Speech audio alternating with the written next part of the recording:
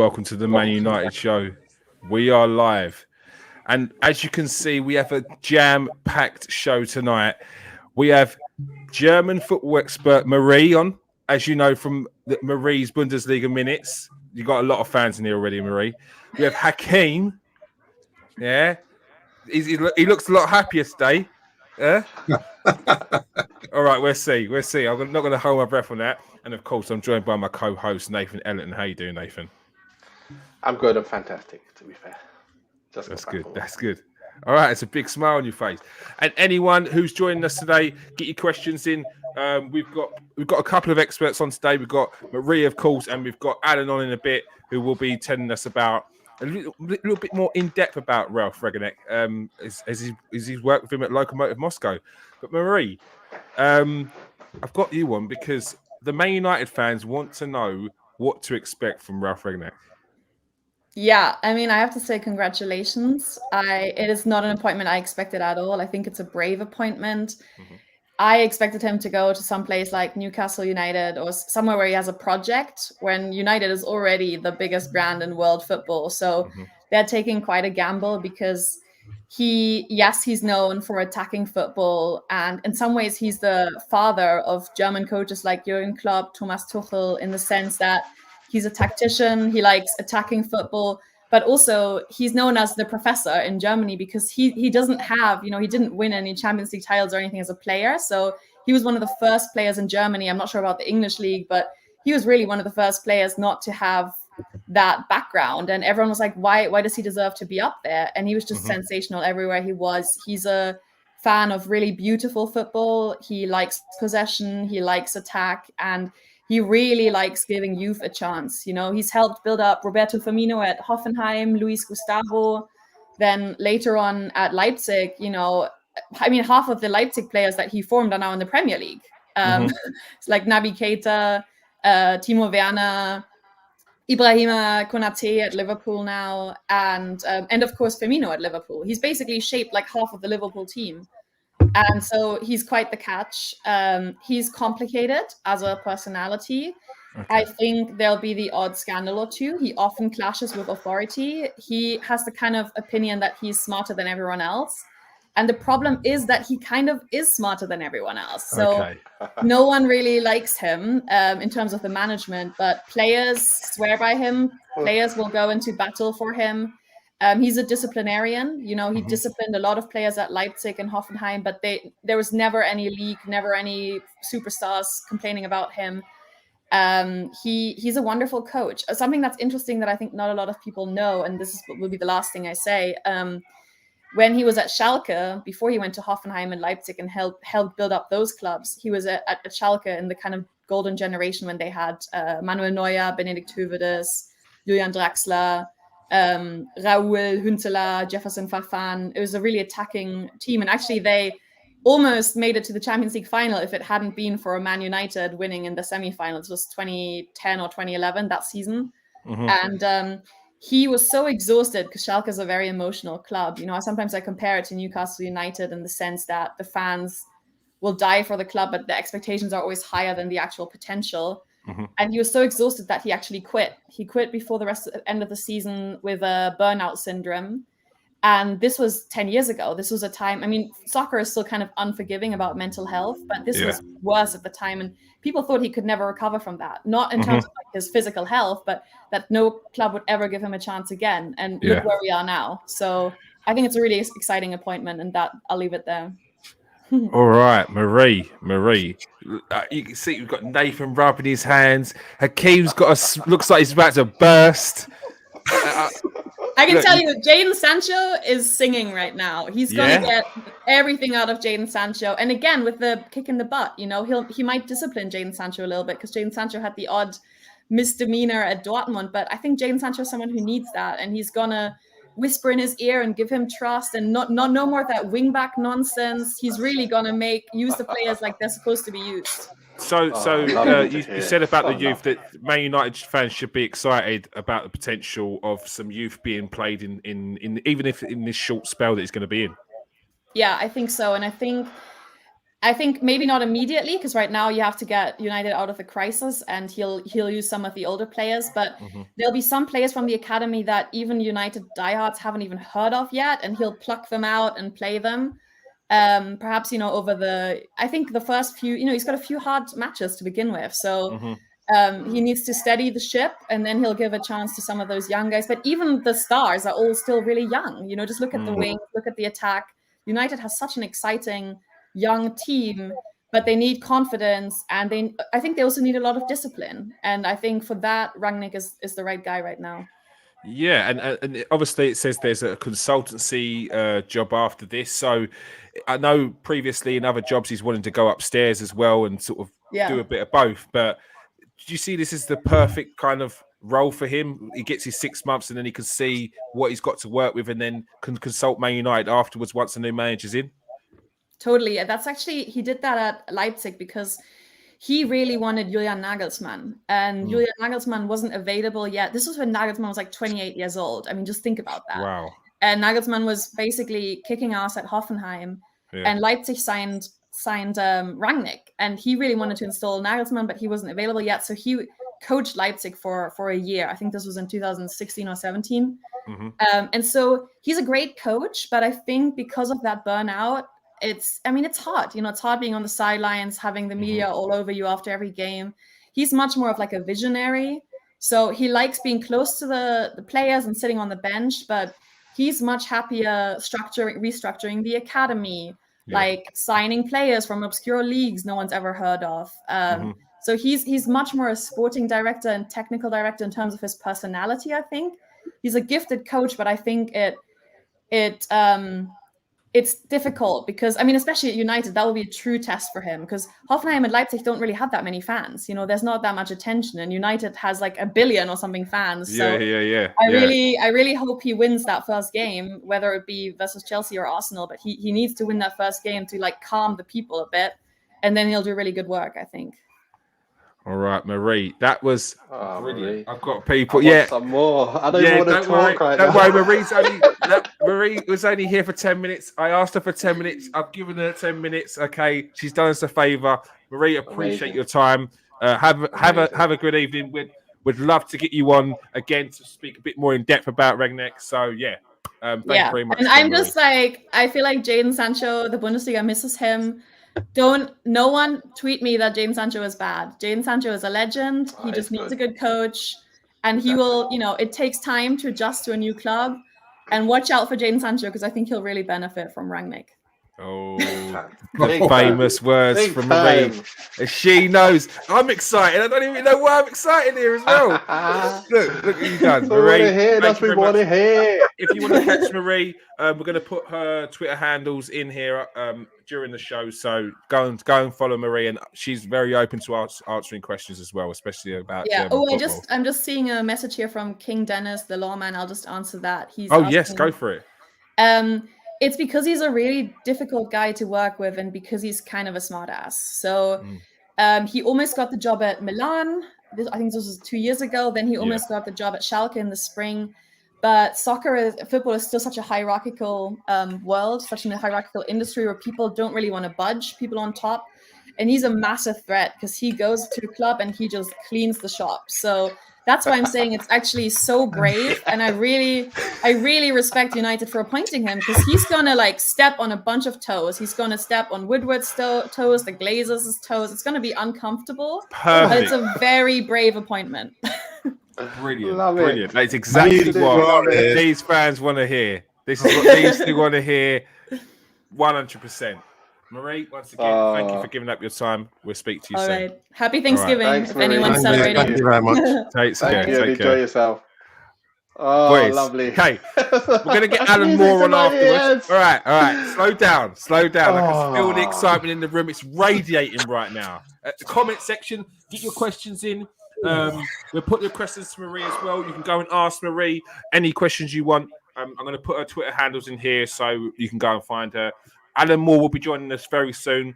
He actually worked with Ralf Rangnick at Lokomotiv Moscow, so we've got someone who actually knows him as well. Boys, what's your reaction after hearing what Marie had to say? Go on, Hakeem. Go first. Go on. We've not heard from you in a while. Even before I heard from Marie, I was excited because obviously you do a bit of research when you hear the name. And it just seemed at last Man United have got a plan. So rather than go and getting a name, because when you go to somebody that no one knows, it means you've actually thought about it. You've actually thought about what are you planning to do? And then when you look at, Thomas Tuchel sees him as a mentor, Jurgen Klopp sees him as a mentor, as Marie said, all those players getting brought through. Exactly what we need. Somebody who's going to get them into a shape, into a philosophy, and get them to work hard. Because as Marie said, we've got phenomenal players. The player that, even if you looked at that game on was it Tuesday? Yeah, Tuesday. What's his name? Carrick didn't do anything. All he did was say, "Right, I'm going to give you a structure," and all of a sudden, after a nervous start, they looked like they knew what they were doing. Fred was winning the ball back on 2 occasions. We score goals. Simple stuff. Just about shape, structure, getting them to do what to do, and then that's what Carrick did in one game. Now you've got an expert doing it. So I'm very, very excited, very, very excited to see somebody take hold of those players, get them working hard, get them actually structured and focused, and not allowing people like Wan-Bissaka to give Phil Foden 25 yards of space. Can't wait. Cannot wait. Bring it on. Nathan, what's your feeling after that then? Listen, I just wanted to hear what Maria had to say because I knew nothing about whatever his name is. Colin Kaepernick. Ralf Rangnick. I'm playing. But yeah, so for me, I just wanted to hear what it was about and exactly what we were needing. He's going to bring. And then when Marie said he'll bring through youth, straight away my mind just thought of Ahmad. I'd rather see Jadon Sancho and then Ahmad coming on when Jadon comes off. That kind of stuff. And I'd like to see him pluck somebody out of the youth that nobody's even thinking about, that he sees has got the techers to go in that position. The right back that we've got, maybe, you know what? I'll put him on because he can cross a ball and get forward. And he's quite good. And he's likely to do that because, as Marie said, he's pulled these players. He likes to find players from nowhere. And the model at Salzburg and Leipzig is usually to pick up the players that all these other clubs have released or they didn't really fancy, and they see something in them. This is the guy that sets that model. This is the guy who makes sure that comes through. It's great to hear because I love to see when someone just goes, "Listen, I'm putting this team together. I need a player that can do this. Right? Who in the whole squad, in the whole club can do it? Right? Them 3 players. Right? Who's the best of them 3? Right? You're playing." And that's what I want to see, because this is what I'm saying about this team. You're putting players in wrong positions, like you're putting square pegs in round holes at times, when we've got players that can fit the positions, but he's just too scared to drop someone. Let's drop someone now, and let's play the proper teams, and let's go for it. We can do it. We've got players to do it. Let's see what they do and what ideas they have, and how it just is so different than what we've been looking at. That's all I want to see, because then it will prove our point. What was missing is now going to be here, hopefully, and then we'll start to see some pickup in performances, probably before results, because we're probably going to struggle against Chelsea, but then against Arsenal maybe even as well. But with the players we got, I expect us to do well straight away within a few weeks, a week or so of him getting their training in. I think I expect United to pick up straight away. I think they're good enough ability to do it and to take it on board. All right. Here's Marie's Twitter handles. That's Marie. That's Marie's page, and that is Marie Bundesliga Minutes page. And without further ado, we are joined by Alan Moore from Capital FM, Russia's only English-speaking radio station. Boom. How you doing, Alan? Very, very good, Kieran.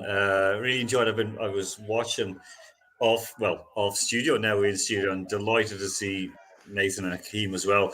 And Kieran, as always, I always hear your dulcet tones very often on a Sunday, but I never get to see your beautiful face. But now I can, and I'm very happy. Well, thank you very much. You are an absolute charmer. Right? That's the Irish in him. Yeah, I can see.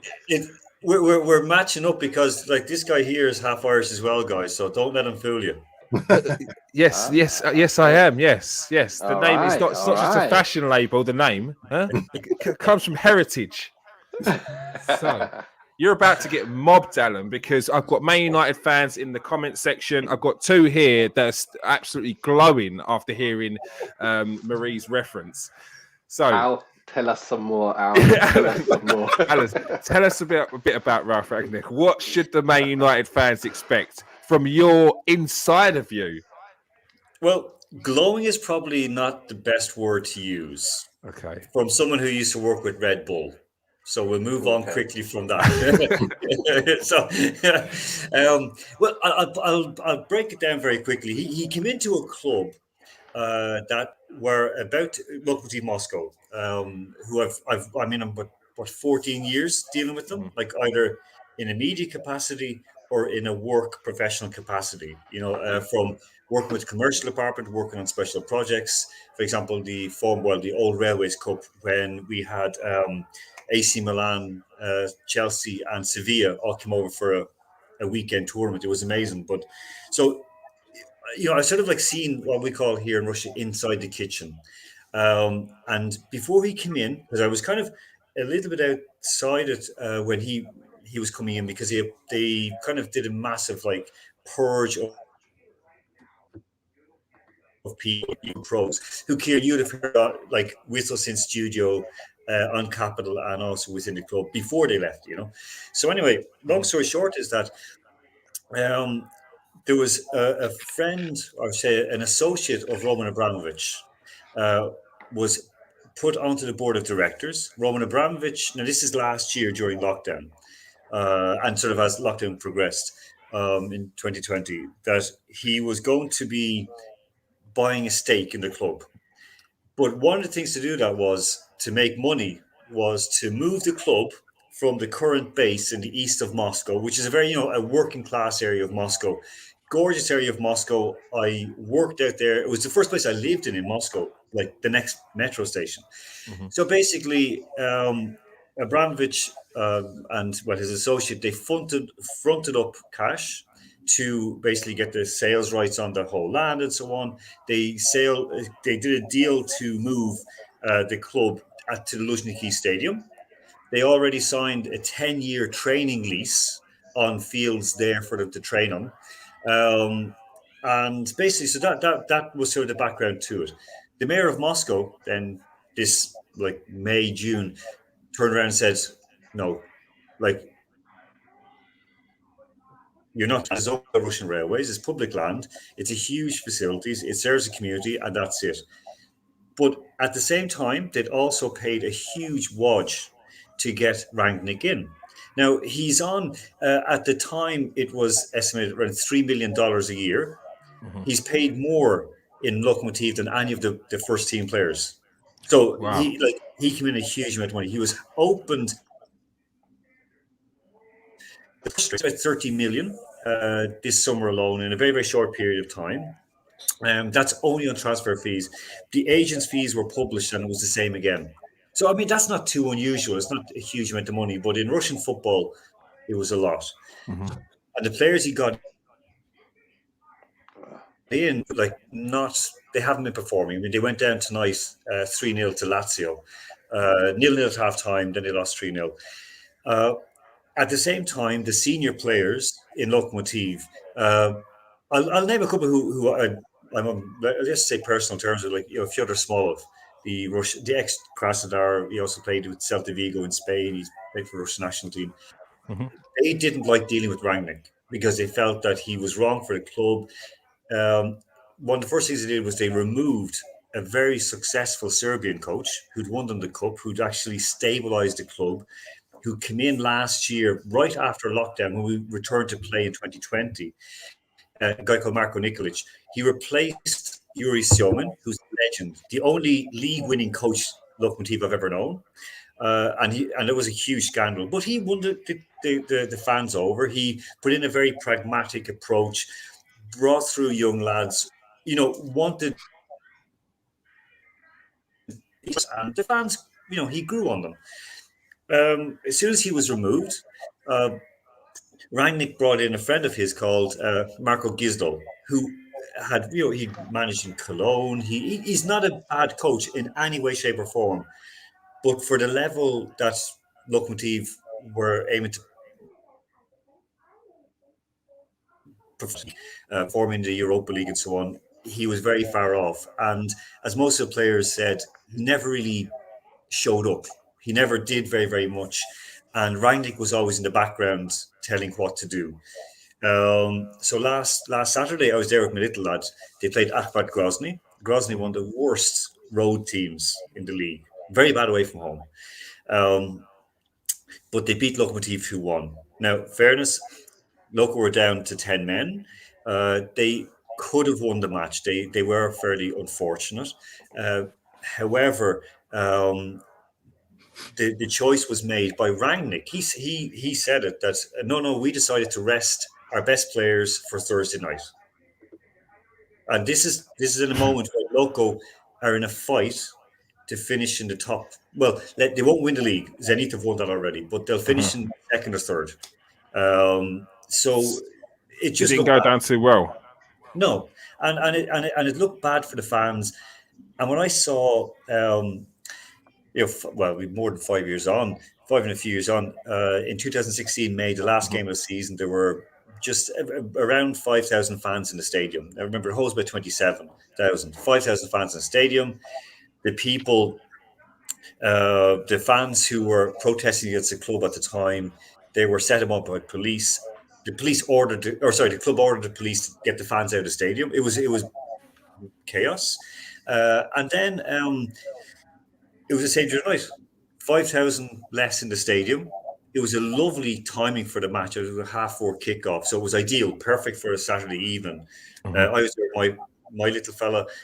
He's not little now; he's 12, and a couple of friends of mine who play Gaelic football with me. One was there with his two lads, and it was the atmosphere is very strange, and everyone around the club just said, he came in, promised everything, like he promised from his side, and he was promised as well, but then just nothing else has happened. So they were left a bit underwhelmed. Yeah, and it wasn't even that they were left whelmed; they were left underwhelmed, and it was they were left under. Wow. Yeah. Wow. So Maria's built these two up, yeah, and you've just came in and smashed them right down. Yeah. I'm sorry. I mean, and I remember right. I also worked in Germany, and I dealt with. I mean, I knew Jurgen Klopp in Germany. I'd also dealt with Rangnick in Germany as well, because I was working with in Hessen football with Eintracht Frankfurt. So he is held in decent esteem in Germany, but he also wouldn't get a job in Germany because he's just not. I think his association with Red Bull has soured a lot of clubs, and there's too many questions about him. And it was funny because I mentioned it today. I was on TalkSport about a completely different thing. Completely different. It was about bare knuckle boxing in Russia. Don't ask. Completely different thing. And at the end of it, they just threw this thing to me. What do you think about Ralf Rangnick? This is 5 o'clock now. Be 2 o'clock your time, 5 o'clock here. And I was just in the door, and the electricity had gone out in the whole apartment. And they just said to me, "What do you think of Rangnick?" And I was like, "Oh," I said, "they don't want him. They don't need him. It's a bad signing." And I just said, "Look, he's not the right guy because." If you remember, if you look it up, there were rumors as well about Eric Stoffelshaus, who was then the sports director of Lokomotiv, ex-Schalke, he was a technical director in Canada as well. Really good guy, very good mover. Helped, basically supported Loco and got in the right players like Eder from Portugal, Jefferson Farfan from Peru. Got them in, Matsi Rivas, got them in to win the league, win the Premier League against all the odds. He was being rumored to go to United as well. Like they were like picking up, and there was big moves to try and get him. Last month, I actually said it on Capital Sports. I said Rangnick is gone. I said United are looking to get him because that's the way the rumor mill was working. And one of our lads, who's a Manchester fan, said, "Is that a good thing?" I said, "No, it's not going to be good for United." So that's my take on it. From meeting, I've met him 4 times here. So spoke with him Well, as well when he first arrived. So that's after my this take. reference, for your sake, I hope you don't meet him again, Alan. No, I mean, like, as a person, fine. Yeah. I found him very, very nice. I found him very approachable. We missed out on 2 interviews because our schedules clashed. So there was no he wasn't hiding from me and I wasn't ignoring it. So there wasn't like that. And I mean, usually here in Moscow, we get, any foreign player or coach who's here, especially like who are good English speakers, they're on the shoulder. So we're okay with everybody. Yeah. I just think that he overpromised. He basically said, what he said to me when he came in was, I kept, it could be, I plan or I aim is to create a Russian Red Bull. And that's what he said. We want a system to produce players for the club and to be sold. And Okay. so, Okay. So, how about upstairs? So, after this 6 months, he's meant to be consulting. Would he be better at that job as opposed to a manager? It depends on what you want for your club. Okay, as a neutral, I'm neutral, I'm Dundalk first of all, and then West Ham. So that's my 2 affiliations over in Ireland and the UK. So I'm on that. I'd say, yeah, he could do a good job in terms of creating a system for players to come through. What it's going to be like, I don't honestly know. He did do, no 2 ways about it. He did a very good player pathway in Red Bull. Like it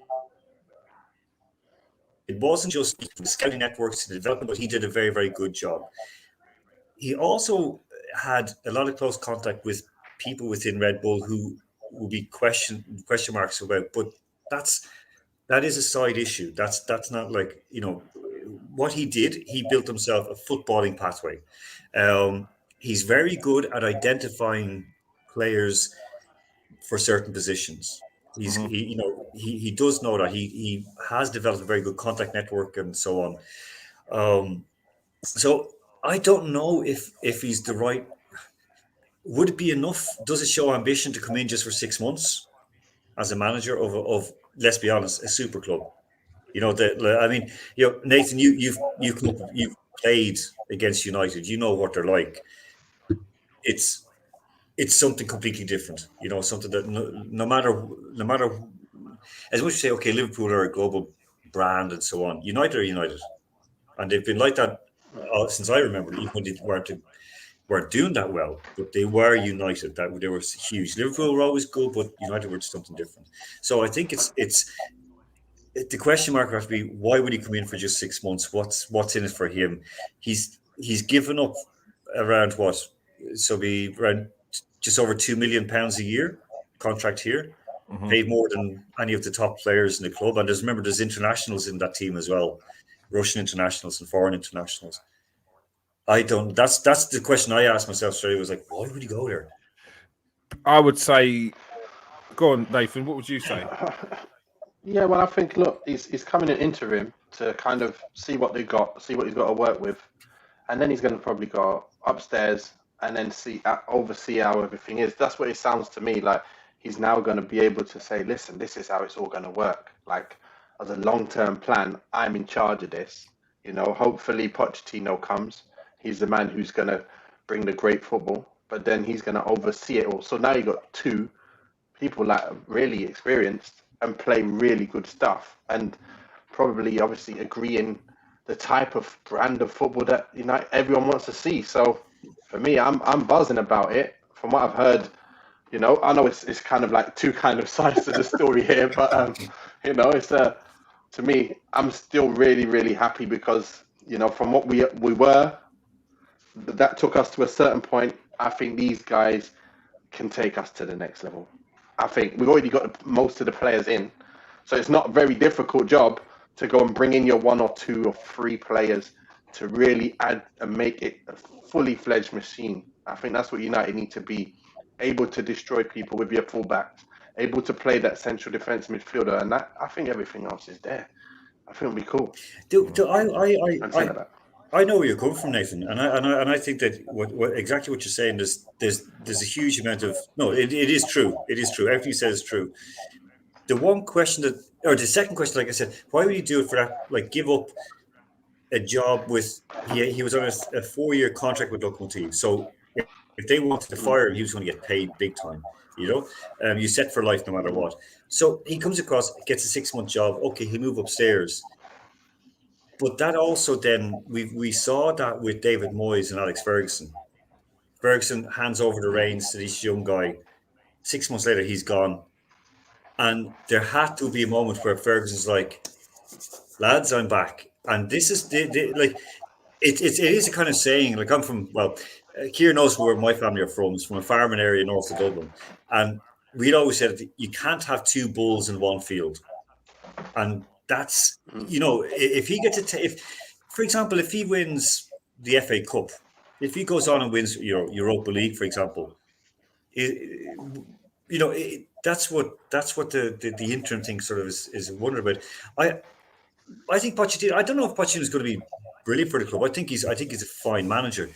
I just wonder, out of the fans expecting too much of the whole situation, I expect him. Yeah, for me, I expect these people to get us competing with the top teams. Like, we've got the money to buy the right players. We're close enough in squad terms. You look at squads, you think, right, we're quite close. We're not quite there yet, but we're very close. And the kind of football that you will have these players playing, it will definitely get us close to them. And we were second last season. Okay, Liverpool wasn't playing their best, but we got a lot of wins. We managed to get that close then. So I think we could do better than that. So what points tally did we get? I can't remember. But if we can show improvement on that, that's great.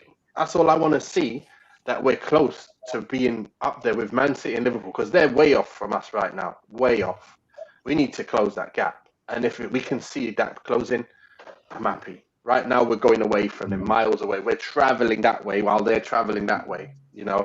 It's a nightmare. It's not like we're there and we're trying to catch them. We're going like that. So, it's got to be a positive for us. My question, Alan, is just in terms of, he's obviously not a locomotive Moscow for a huge amount of time. But from what you've seen of him, does he have a style of play, and can he organise? Is my, because that's what I think United have been sorely missing, in terms of no one seems to know what they're doing, and all you need, I think, as an interim, is to get those people into the right positions, doing the right things. So that's to me really the key question as an interim, before we start thinking about what he's going to do afterwards. That's the first time that I've seen or heard that being asked, that question. And it's great that we have it here, because I know you 3 guys are very, very knowledgeable about football. And no one has asked what kind of style of football has he been playing recently, because it's been turgid, it's been stale, it's not been effective. And one of the reasons why that it wasn't working here is because Russian players can't play that way. So, for example, Spartak Moscow brought in a decent coach from Portugal. He came in this past season. He wanted them to push and to break fast, push, break fast, push, break fast. It's been a disastrous season for them. Okay, they beat Napoli last night. They put it up against Leicester City, but at the same time, the Russian players themselves and the players who are brought into Russian football, they don't understand how to play like that. So that's one thing, that when he tried to do this pressing game, it didn't work. The football being played a lot of the time that he was playing it in local, was he tried to play a couple of fancy passes at the back and then lump it forward, and trying to get a big man sort of up, either left or right, and bang it to him and sort of break out and push up, and then try to push up as far as possible. So it was kind of he ended up, the last game he played, a very strange formation. He had 2 centre backs. Now remember, it's not that he played it. There's a coach sitting on the bench, Gisdol, but we know that like when his lips move, you don't see Ralf Rangnick's hand. So and it was so. I know I'm joking, but it's so serious. It's like that's where it was, or even was tonight. But he had two centre backs, two full backs who pushed up. He had then three guys in the centre of the midfield who were kind of back and forward, and then two guys kind of playing like either wide or narrow, and one man up on the top. So when the ball has been played from say the central defender, he'd bang it out wide right or right, wide right or wide left, and the two attacking midfielders would break out and go for the ball. Then the full backs would push up. So it was kind of a 4-3-2-1 the way he played it. It was effective against teams who tried to play football, but against a team who came out and slogged like Ahmad Grozny, it fed into them because all the crosses that they were making were from, instead of bringing the ball to the end line and crossing it back, they were banging it in from say between the penalty box and the halfway line and tried to swing these crosses in. So it was very difficult. At the same time, the Russian league was in real flex this year. I mean, CSKA Moscow, they're on a downer. Dinamo are on an upper. Zenit are running away with it, and like Sochi, who were the Zenit reserve team, they're doing very well up in third. So, they've been okay in the table this year, but not really consistent. But how he played it was this 4-3-2-1 with the two guys who were sitting in front of the three kind of like back in. They sort of like split out, go forward, and then come back in again. All right. I don't know how that would work with Ronaldo up top. I don't know. Yeah, it's going to have to be. He's going to have to adapt. It's going to definitely have to be something that he's going to have to work on with this team. Alan, thank you very much for joining us tonight. Massively appreciated. Very well. Let's do that. What have you done to them? They were flying. Literally, I'm sorry. I could see his legs floating when you came in. I'm sorry. Nathan was like that. I've gone from floating to drowning. I'm sorry. Drowning in his we got own another tears. Mourinho. Wow. Well, this is what we call balance. Yeah, I've given you the exact take from here. All right. Right, that's fine. Right. No problem. He's trying to do the right things with the wrong players. That's great. No problem. He's doing the right things with the right players now. All good. All right. Alan, All good. Alan, thank you very much. Thank you very much for joining us tonight. Really Thanks, appreciate guys. it. Cheers, Alan. I'll also Alan. put Alan's Thanks. Twitter handle in here as well, so you can go and follow him and ask him some questions as well. And go and listen to his radio station on Sundays at 7 o'clock UK time. Yes, 105.3. That's it. You got it. Capital FM. Moscow. Yeah. Moscow. And the best music as well. We have Dad dancing all through the show. Not with me, you don't. No dad dancing from me. All right. Appreciate your time there, Alan. Thanks, guys. Have a good evening. All right. Take care. Thanks a lot, Alan. Thank you. Bye-bye. So, guys, how you feeling now? Well, The good and the bad. it's amazing how you can have two such diametrically opposed views about the same guy. It's just like unbelievable, to be honest. Wow. And the thing is, I don't know enough about Russian football to know what to take from it. I know a lot more about German football, so I'm not going to say I take Marie's view more, but I suppose that what Alan was saying just there was that actually what he's trying to do can't work in Russia because they don't play that sort of football. Yeah. I think within the UK, you can see all the German coaches that have come to the UK have been exceptionally successful. Yeah. I think it's slightly different, and even though Alan obviously thinks he's crap, even he was saying he still built a fantastic pathway in terms of bringing players through, and we've got an amazing academy, and we've got some quality players. And if he slaps people like Pogba around, I'm happy.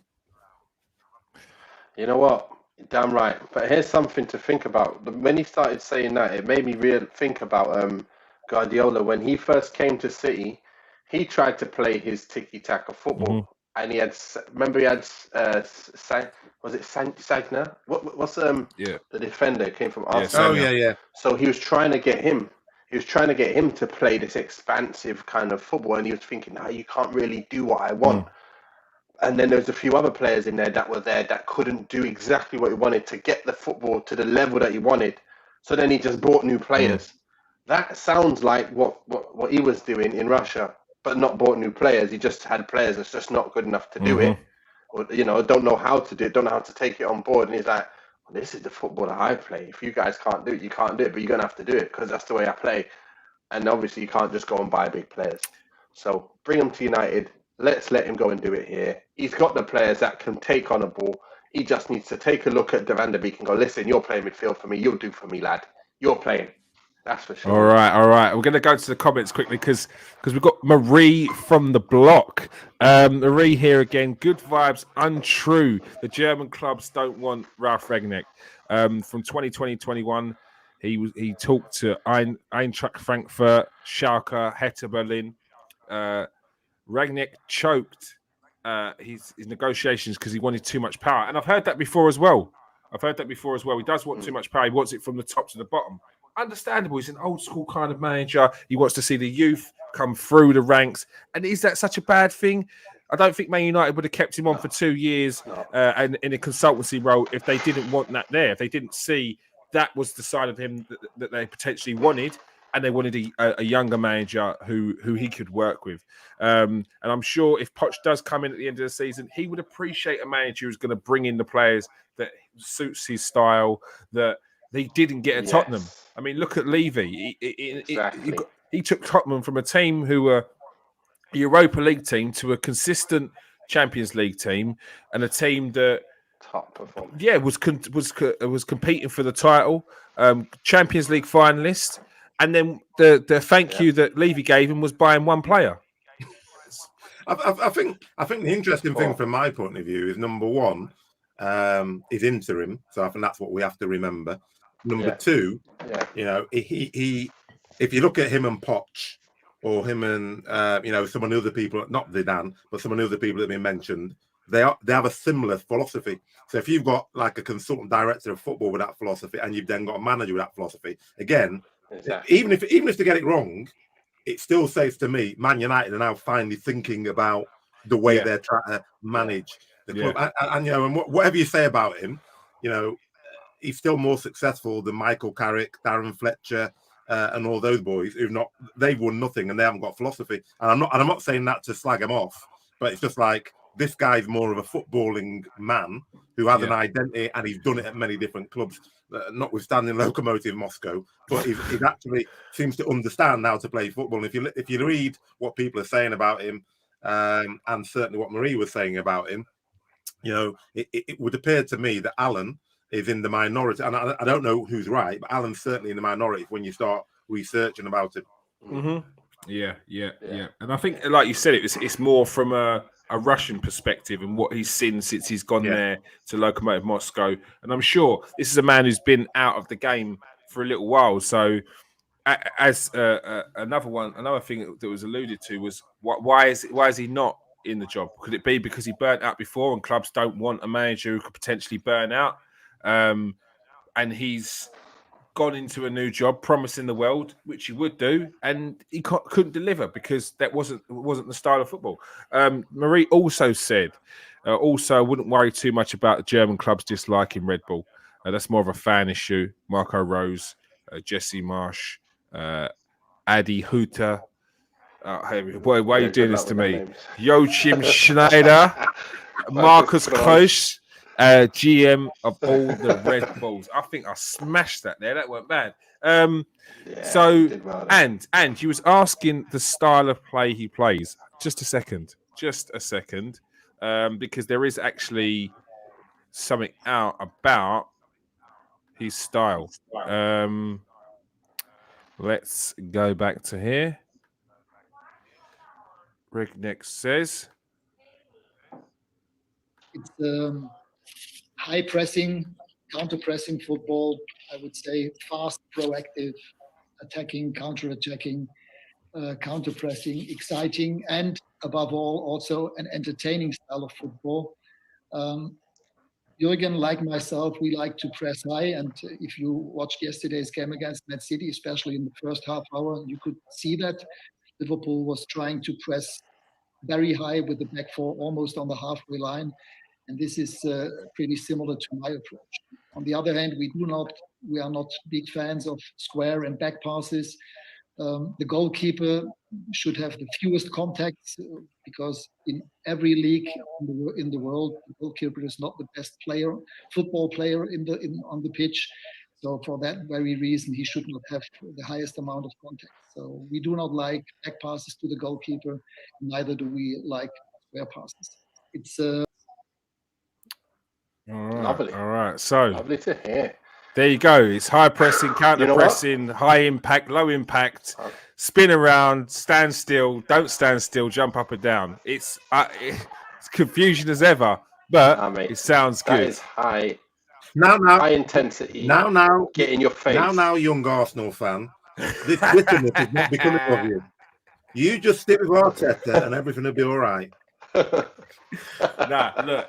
Look, from everything that's said there, it sounds like Man United have got a good thing. 6 months interim. Mate, that's what we need. Yeah, they need, and as Hakeem said there, they've got a plan. They've finally got a plan. It was only last week that we were hearing stories about if Ole Gunnar Solskjaer gets a sack, there's no plan. It's potentially going to be Fletcher in the role with Carrick, and it's like, and that's meant to take them to the end of the season until you get Poch in, until you get to a manager that you actually want. Well, no, they couldn't do that. We've done well. They couldn't do that. So they brought in an experienced manager to take him through to the 6th month, and then that manager will then oversee. Richard Arnold coming in, who's going to be the new chief executive, isn't he? And you've essentially got yourself a director of football there to help the next manager come in, which is exactly what you need. Yeah, and I just saw that Paul said, what did he say? He said, "What's Rangnick won?" But the point is, what's Solskjaer won and what's Carrick won. So it's not about that we try to get a manager. We're getting somebody to steady the ship for the next few months. So it's a case of actually it's Rangnick versus Carrick, not Rangnick versus Poch or Zidane or anything or Klopp. He's just in to get those players starting to play proper football and actually work. And I think the fact he's an interim, he's got nothing to worry about. He can pee everybody up because he's not. He's just thinking, I want to come in, and he's going to make it. He wants to make an impact, which is what Carrick did. To be honest, that's why Carrick was, dropped a couple of people because he's thinking, right, I can make an impact now. Because if it works, great. If it doesn't work, I'm not auditioning for the job anyway. So I'm happy with that. Yeah. Who do you think will be in the biggest trouble, Nathan, when Rangnick comes in? Well, from the sounds of it, if we're going to push up high and they're going to be halfway line, I don't know how Maguire is going to really be able to sit. You hate him. Yeah, he was like. Nathan's like. I don't know how he's going to be able to do it. If we're going to push up high, hey, Kieron, I'm not. Whatever question you'd ask, he'd have said Maguire. Yeah. Who could potentially be getting the seriously. boot? Okay, you tell me. Do you agree with me or disagree with me? To be fair, if we're going to push up high and Maguire's high, and these players want to run in behind him, what's he going to do? Yeah, no, to be fair, what are we going to do? When I listened to that clip earlier, when he said he plays his players high, I was thinking, how are you going to play Maguire so high? Like, there's no way he's going to be able to do that. Mate. No, and you can't build a team around Maguire. We will get ragged. You can't build a team around Maguire. We'll get. Yeah, so he's going to go into there. We'll let in 5-6 goals a game. Yeah, so, if he did that. So don't be surprised if he goes in there and sees the pace of Maguire and goes, "Hey," and then goes for Eric Bailly. Listen, let's sit back. Let's low block. And Lindelof can't low block. What, low block and hit on the counter? I'm telling you, we ain't gonna go high up, are we? With him playing, him and Lindelof at the back, you can't go high up. You're gonna get rinsed every week by every team in the Prem. So what we'll have to do is go, listen, Fred McTominay, right? Or he's going to change it up and just put in Varane and Bailly. That's what he's going to do, one or the other. You can't. If you go with that and try and push on, you're going to concede. So you're going to have to change it up or sit back. Which one do you want to do? Let's see if he's brave enough to go, listen, I'm picking the team that's going to win based on my pressing formation. That's what I want to see. Because then, is he going to keep Cristiano playing? He's got to do that. Can't really take Cristiano out, can he? I mean, is this not the undoing? Is this not the undoing of the last manager? Is it a case that you're building a team around a 37-year-old, or you're building a team that's going to win games and it's going to work as a team? Because that's what you need to do. I think you've got to play Cristiano and rest him at times. You've got to bring him off in games. You've got to play him and get up and win and be winning and go, listen, you're ready for next game. Greenwood, now you go. Or Greenwood, you can't not start Cristiano. This is the thing. You can bring him off early in games whenever we got his goals and we're up or we're winning, we're comfortable. But we've got to get in that position. And we're not often in that position at the moment. So, again, it's tough. It's really, really tough. Because I want to see Greenwood playing up front. I want to see him doing his thing. I would love to see them two up front. And then some real balls into the box. So then whether you've got a young fullback playing, some right back that we never heard of that's going to get up that wing and cross balls as well and support Sancho. And then you've got I just can't wait to see what team he puts out. Because I'm expecting Donny to play now. I'm expecting Donny to be the first choice centre midfielder. Yeah. Like alongside the defensive midfielder. Yeah.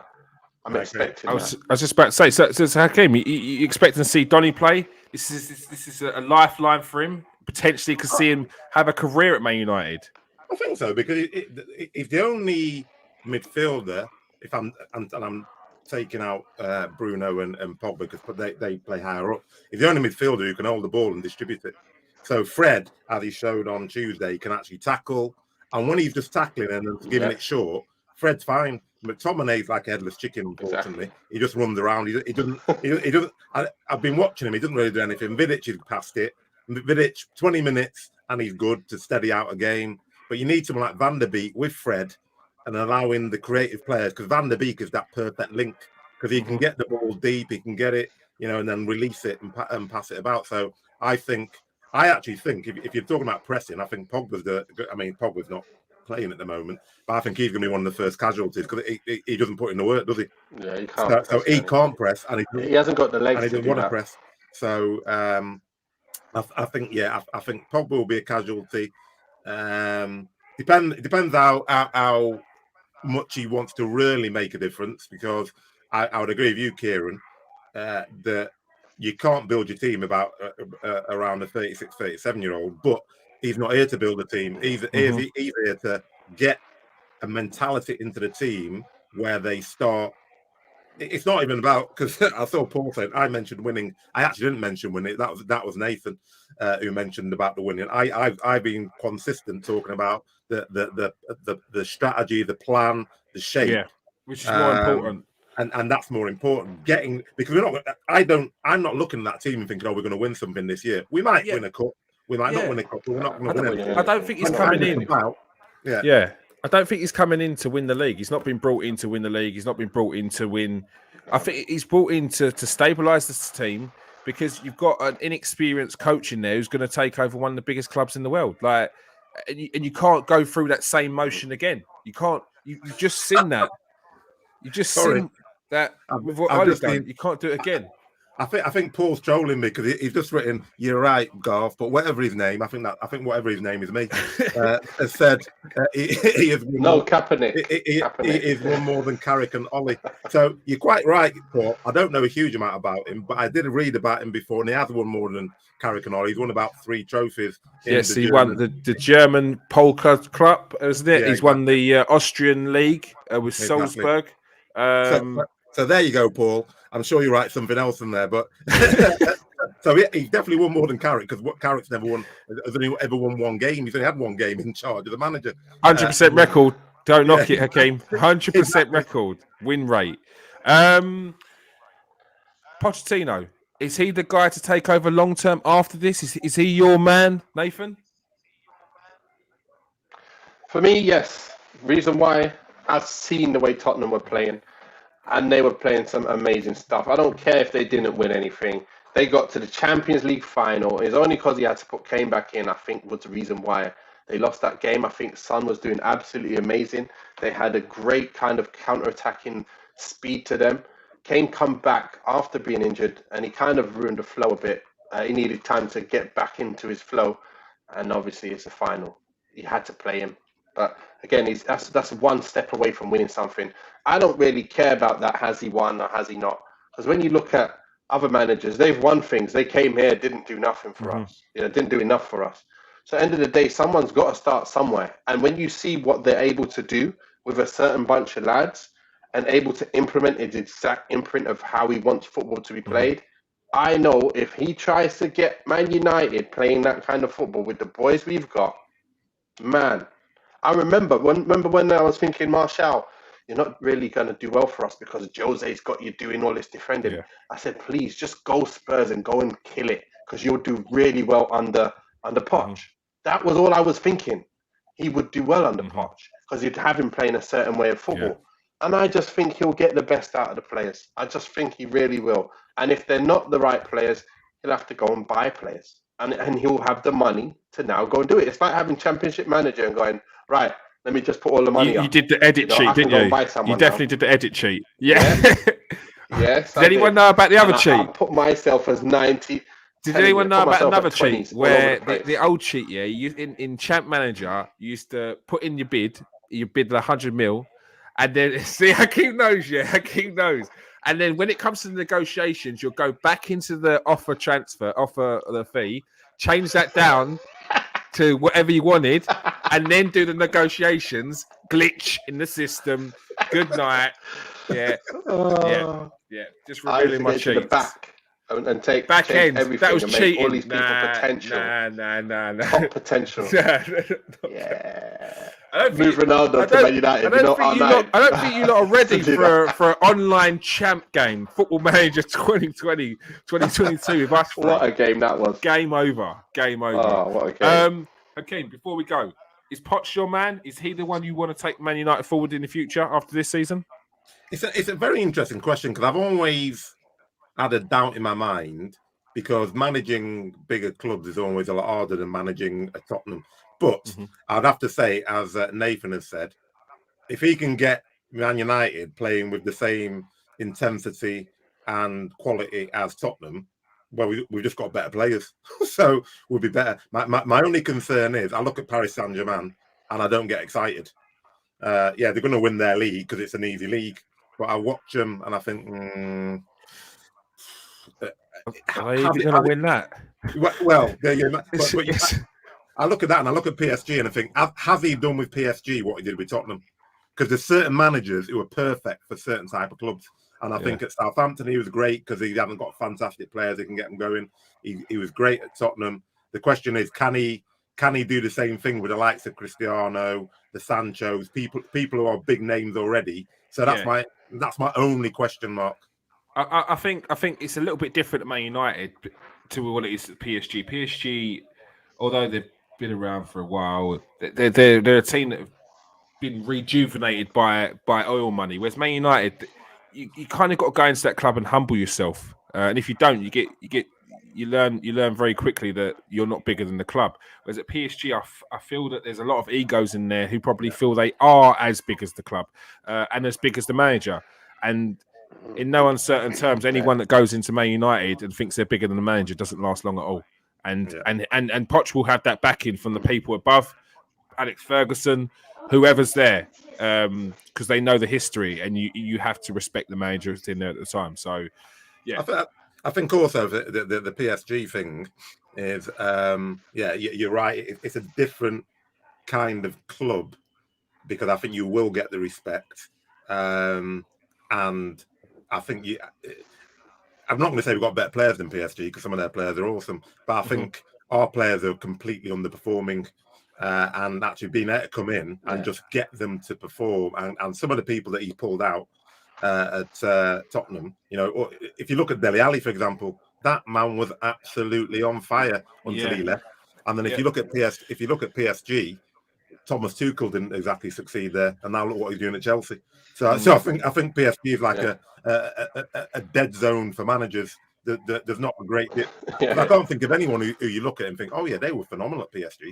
Yeah, and Emery didn't do great there. The thing is, what the question is there? PSG, they're ahead in the league by what, 11 points? 11 points. They're winning everything. But it feels like they're not happy. Yet people say that they're not doing anything. It's like, what do you need? Like, do you need them to just win the Champions League every year to be perfect, like good enough? I know they've got the best three now. That's it though. When you look at it, the rest of the team's good, but it's like it's the three in it. And them three ain't working perfectly together yet. If you get what I mean, they're not. They don't look like the perfect match like you had at Barcelona, Messi, Neymar, and Suarez. That was ridiculous. You know, what Messi, Neymar? Yeah, no, it was. Yeah. Maybe not that one. It was. Yeah. Them three were ridiculous. You know. So, but PSG ain't the same. Even though it's Mbappe, Neymar, and Messi, it's not the same yet. And he's doing well. He's doing well. He is really doing well. And I like the way they were keeping the ball against City. Obviously, it's very difficult to beat City. So they did win the first one, but they did pop the ball around very nicely. So I do like the way they keep the ball. And I was like, wow, if United can do that now. Well, there's no way. There's no way. I know we ain't got the players that can do that in some positions. Well, most of the positions. If you look at that old Tottenham team, there's no way that you could say that Tottenham team, in terms of individual players, is better than United team. But the football they were playing for that like couple of years, you're watching them.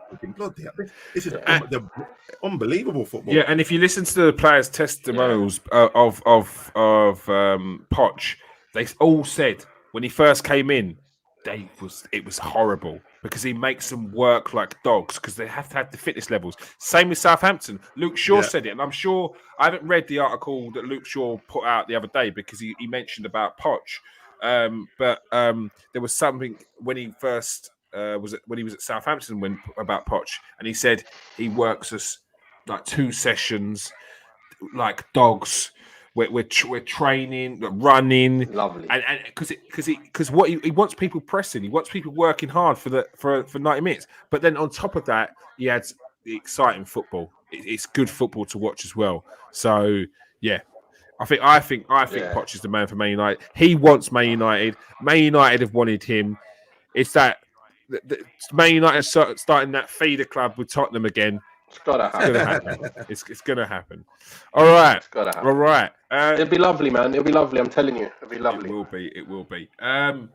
Marie's loving the show. She wants to come back on. So I think we're going to have a more lighter side about Ralf Rangnick before the next game. Yeah, just to give Man United fans some hope. All right. Thank you everyone who joined us tonight. Before we go, let me answer a couple of questions. We've got a couple of questions in here. What are you saying? What's he saying?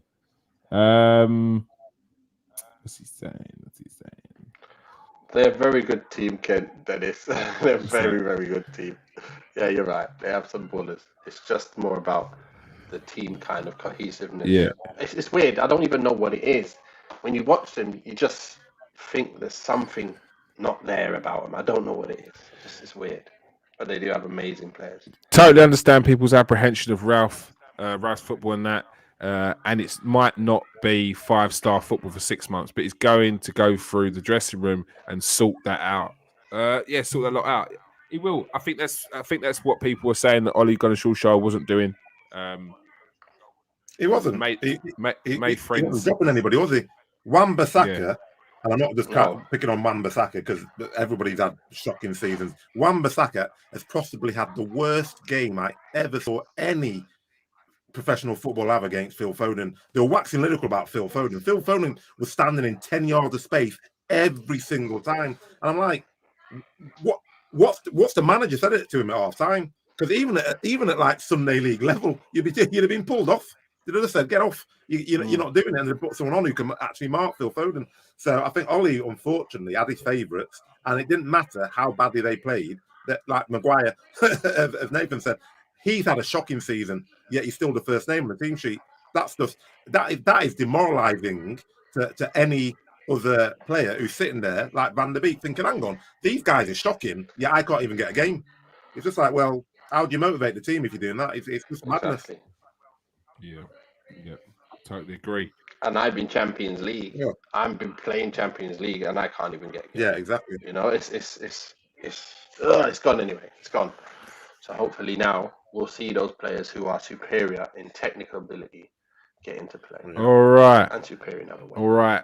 Thank you for joining us tonight, people. That is all we have time for.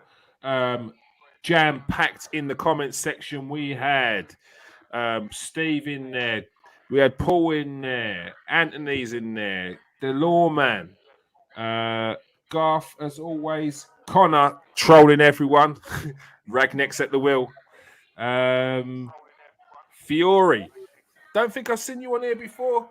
Smash that subscribe button, please. New guy. Smash that subscribe button. Yeah. Who else we got in here? I think he has. Callum's in here. He said he's glad he found the channel. There we go. Look at that. Glad he found the channel. Well, you have come just in time. Go and check back the videos with Emil Heskey, Rohan Ricketts. We had Frank Sinclair on last night. And we've got plenty more to come. All right. Thank you for joining us tonight, Hakeem. Thank you very much for having me. And, of course, thank you for joining us tonight, Nathan. It's been a pleasure.